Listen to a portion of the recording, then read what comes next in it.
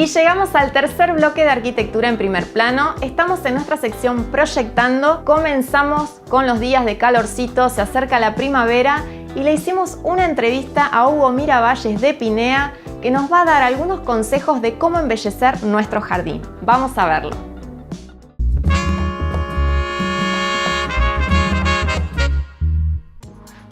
Hola, buenas tardes. Soy Hugo Miravalles, soy ingeniero agrónomo y viverista. Una actividad apasionante y en una muy buena época para conversar al respecto. Bueno, hoy podemos charlar sobre todo lo que nos ofrece la primavera en cuanto a jardinería.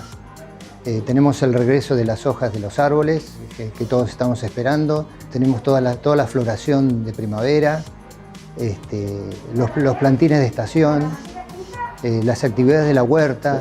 Hay mucho, pero mucho trabajo para hacer al respecto. Es justo el momento de recambio de plantines, el momento en que empiezan a llegar las petunias, las lobelias, los phlox, dimorfotecas y toda una serie de nombres raros que responden a las plantas que casi todos ustedes conocen, pero por ahí no con el nombre científico. Pero eso da un marco de colorido muy grande que dura durante toda la primavera e ingreso al verano con las flores.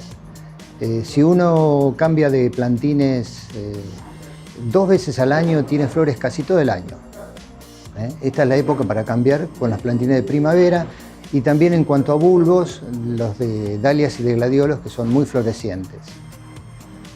En cuanto a huerta, bueno, llegó la época de hacer los plantines para tenerlos más o menos dentro de, si se empieza ahora, dentro de 60 días, para pasarlos directamente a campo. Y si no, comprar el plantín hecho, entonces uno ahorra un poco de tiempo y ya lo tiene listo. Sobre todo lo más productivo es el tomate. El tomate, con una familia de 4 personas, con 3, 4 plantas de tomate, se cansan de comer tomate y de cosechar, cosa que es muy grata, sobre todo para los chicos. También se puede poner morrón, berenjenas. Como sugerencia en la huerta, que es algo que entusiasma mucho, plantar solo lo que se va a consumir. Es muy común tentarse con los sobres, plantar mucha cantidad de cosas y después uno no sabe cómo atajarlas y cómo mantenerlas. Eso insume tiempo, esfuerzo, espacio.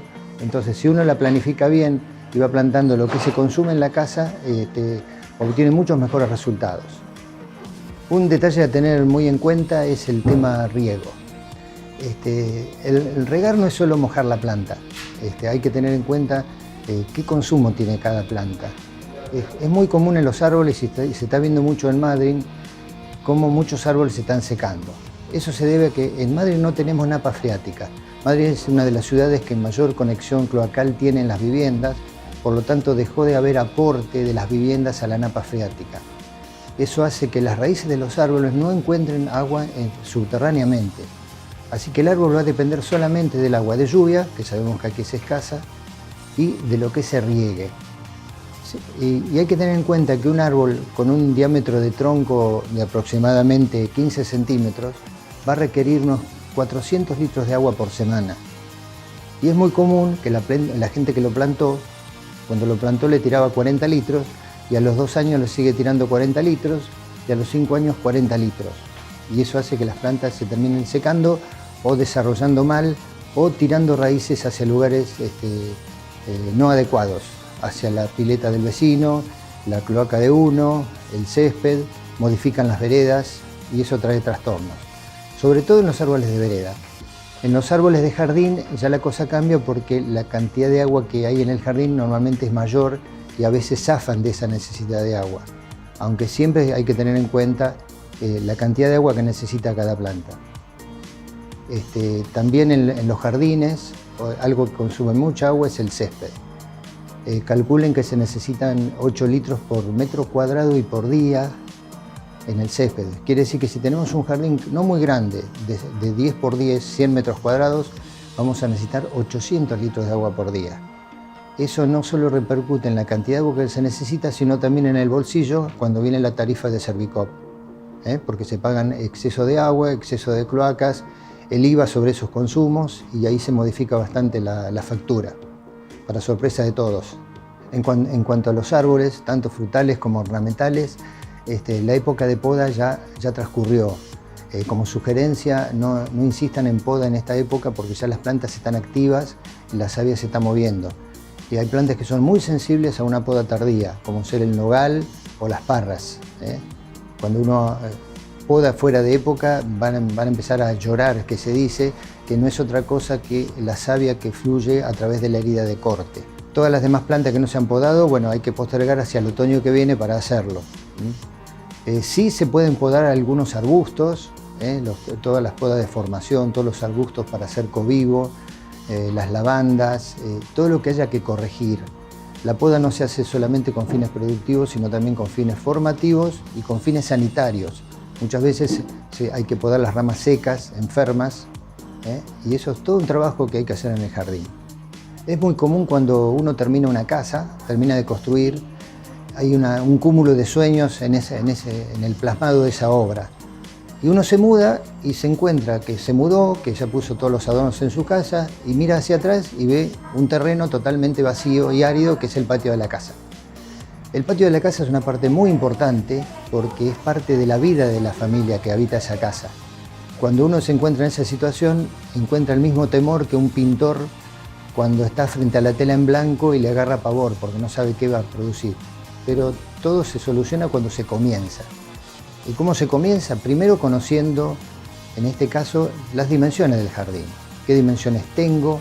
¿Qué tipo de suelo tengo? ¿Qué orientación tiene mi jardín? ¿Cuáles son las paredes que reciben más sol? ¿Cuáles son las paredes de sombra? Si tengo agua suficiente, tengo que tener también conexiones de luz, porque voy a usar aparatos eléctricos. Si voy a tener césped, tengo que pensar, y la superficie es grande, tengo que pensar en el desarrollo de un sistema de riego, a menos que tenga mucho tiempo disponible y pueda regar a mano. Para que tengan una idea, un jardín de 100 metros cuadrados, como ya dije, necesita unos 800 litros de agua por día en el verano. 800 litros de agua los entrega más o menos una canilla promedio en Madrid en una hora. Quiere decir que si yo tengo que estar regando 1 hora por día para darle solamente al césped el agua que necesita. Si tuviera 200 metros cuadrados, que hay muchos jardines que tienen eso y más, voy a necesitar el doble, 2 horas diarias. Por eso los riegos automatizados ahorran tiempo, tiran el agua que necesita al lugar adecuado, cuando el sistema está bien desarrollado, y me permite ahorrar tiempo y puedo irme de vacaciones y que sé que el sistema va a estar activo y va a regar el parque. Bueno, como habrán advertido, el tema es sumamente amplio y hay muchísimo para charlar y conversar y ajustar detalles. Yo me pongo a disposición de todos ustedes. Cuando quieran, en Le Bouillon Simitren saben dónde encontrarme, y con todo gusto podemos aclarar cualquier duda que tengan. Buenas tardes.